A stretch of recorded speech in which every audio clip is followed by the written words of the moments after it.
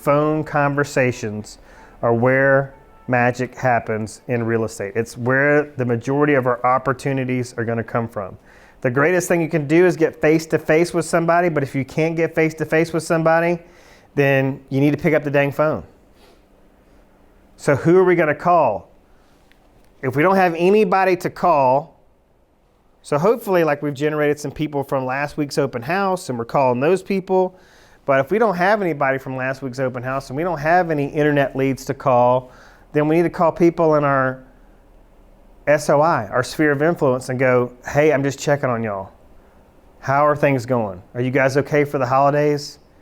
Everybody healthy? What can I do? You guys are on my heart, on my mind today. You need to be reaching out to people. I've got so many agents who are just paralyzed by the analysis of the phone call and what they expect. What are their expectations of the call, and what are their assumptions of the outcome of that call? So what are they paralyzed about, you think, Tammy? Why do people not want to pick up the phone and call? Oh, Rand's got the camera on you. Make sure you smile, show teeth. Show a lot of teeth. I think I have more of a question in a way in regards to making those phone calls. Mm-hmm. It's the goal of the call is to kind of put you at the front again for them to recognize who you are and to remind them that you are a realtor, or is it truly just to check in? Because that's where I have the issue with making those phone calls, because ultimately, when I have those conversations, is it to remind them I'm just a nice person, or remind them that I'm a realtor? Okay. Perfect question. All right. And I want you to go back to this. Intentional congruence. Okay. This is where, we're working, we're living. These things intersect at all times in our business.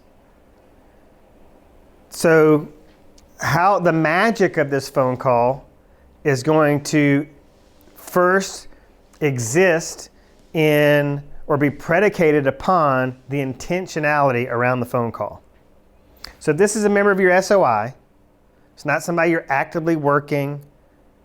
You're not the intention of the call cannot be a referral to gain something. Mm-hmm. The intention of the call is to give something. Okay? Now, what happens when we give? And this is where some light bulbs should start to go off. What happens? What is a natural byproduct of giving? Getting. Yeah. Now, so let's go back to this. Where's the danger? Where's the slippery slope? If we give simply to get, we lose. That's called commission breath in our industry. If we give with the sole intention to give, then we're going to get, and we're going to get abundantly. If we give just to get, we may get. But I can tell you that's going to be a singular event. Then our calls are going to start being routed to voicemail, because Tammy only calls, she only gives to get. It seems simple. But then we're likely to leave this space and it gets hard again. It gets insurmountable. It gets we aren't able to overcome. We get back into that state of paralysis. And so why is that? And what I have found, especially within me, in my own paralysis, in my own fear, is that how people are going to take what I'm doing. How are they going to be looking at what I'm doing? And we don't want to, what are the kiss of deaths in the real estate industry? We don't want to be a burden to people. We don't want to bother people. We know people are busy. We know people are having a really bad year. Most people are anyway. There's a lot of challenges with COVID. We don't want to bother them. We don't want to take time out of their day, because really the reason we're calling is because we want something. I mean, that's really the reason, right? We want something. And people don't have time to be bothered with somebody who just needs something. I mean, the last thing we need is another person that needs something from us. So we don't want to bother people. We don't want to be a burden to people. We're also really embarrassed by the fact that we need people to be successful. And you just think about that. Like, think about the just kind of, the conundrum that presents, that we need people to be successful. We will not be successful without people, yet we are deathly afraid of asking for that help.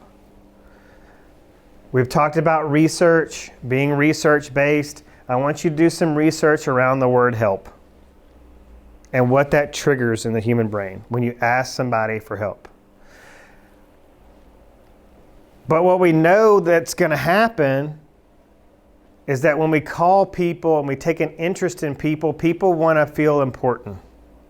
And people want to know that they're important to you.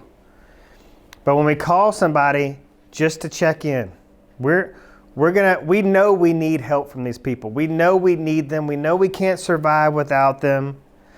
But as Joey was saying, we're not going to initiate any communication about real estate. We're not going to say anything about it unless they bring it up. If they initiate the conversation around real estate, so I ask them how they're doing. Hey, I'm just calling to check in. How the kids doing? You guys got any special plans for the holidays? Whether it's about COVID, this is also a time where people are traveling. How people are struggling. There's just all these things going on. People are volunteering. Again, we've talked about community events. Hey, what are you guys going to this? You going to the Alabama Theater for one of the Christmas movies? Like, what are you guys doing? I need some ideas. I need some decorating ideas. Joey, you're probably calling all your guy friends going, hey guy, how are we decorating this year? That's a joke, whatever.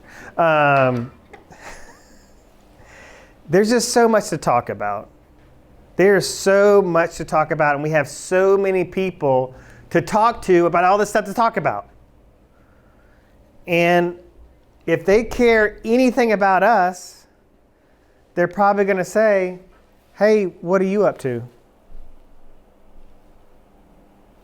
And you can tell them what you're up to in regards to just life, or it can be work. What's one of the biggest issues we have right now? Like, what makes this market tough? What makes it a challenge? Low inventory. Low inventory. So you can just tell people, like, how's real estate going? I mean, most people know the market's hot, right? So they go, oh, girl, I heard the market is hot. Like, you busy? Yeah, but it's a serious challenge because we've got more buyers than we have houses to sell them to.